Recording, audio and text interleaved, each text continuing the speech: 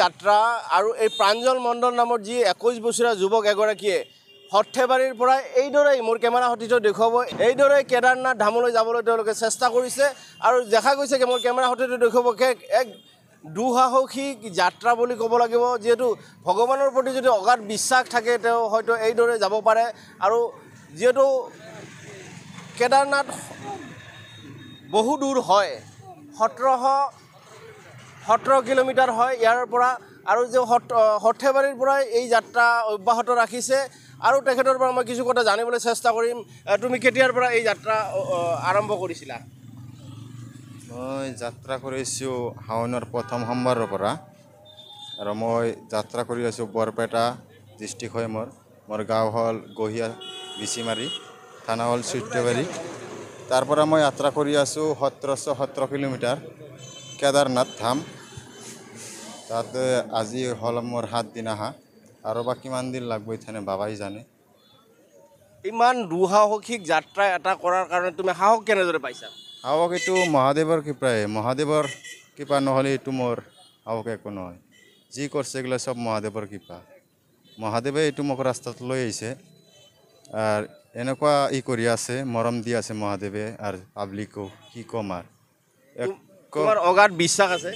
অগাধ বিশ্বাসৰ কাৰণে আহিছোঁ মই মহাদেৱে যেনেকুৱা বিশ্বাস কৰিছোঁ সেনেকুৱা মোক ফল দি আছে এনেকুৱা মোক কষ্টও দিয়া নাই ইমান দিন ধৰি আহিছোঁ মই 7 দিন ধৰি কোনো প্ৰব্লেম পোৱা নাই 1%ও তুমি যোৱা সোমবাৰৰ পৰাই যাত্ৰা কৰিছা সৰ্থেবাৰীৰ পৰা আজি এসপ্তাহ হ'ল বৰপেটা ৰোডলৈকে আৰু কেনেদৰে তুমি কেদাৰনাথ ধামলৈ যাবলৈ হয়তো তোমাৰ এবছৰৰ বেছি লাগিব তোমাৰ ধৈৰ্য শক্তি থাকিব এবছৰ লাগিলেও ইথানে মই বাবাই যদি মোক চৰণত যদি লৈ আহিছে এবছৰৰ জেগাত 2 বছৰ লাগিলেও মই এইটো বাবাৰ চৰণত মোৰ যাবাই লাগব তোমাৰ নামটো প্ৰাঞ্জল মণ্ডল বয়স 21 বছৰ লগত কোন কোন ওলাইছে মোৰ লগত ওলাইছে মোৰ গাঁৱৰে এজনী বাবা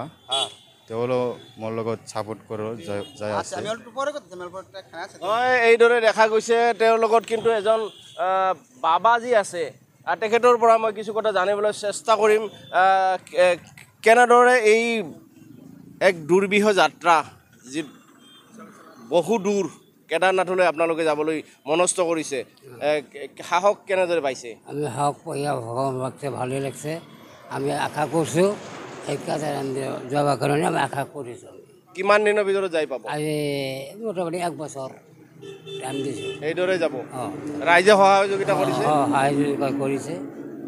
হয় এইদৰে যদি ভগৱানৰ প্ৰতি অগাধ বিশ্বাস থাকে আৰু এইদৰেই এক যাত্ৰা তেওঁলোকে অব্যাহত ৰাখিব পাৰে আৰু তেওঁলোকে হয়তো আজি নহয় এটা বছৰ পিছত তেওঁলোকে কেদাৰনাথ ধামলৈ যাই উপস্থিত হ'ব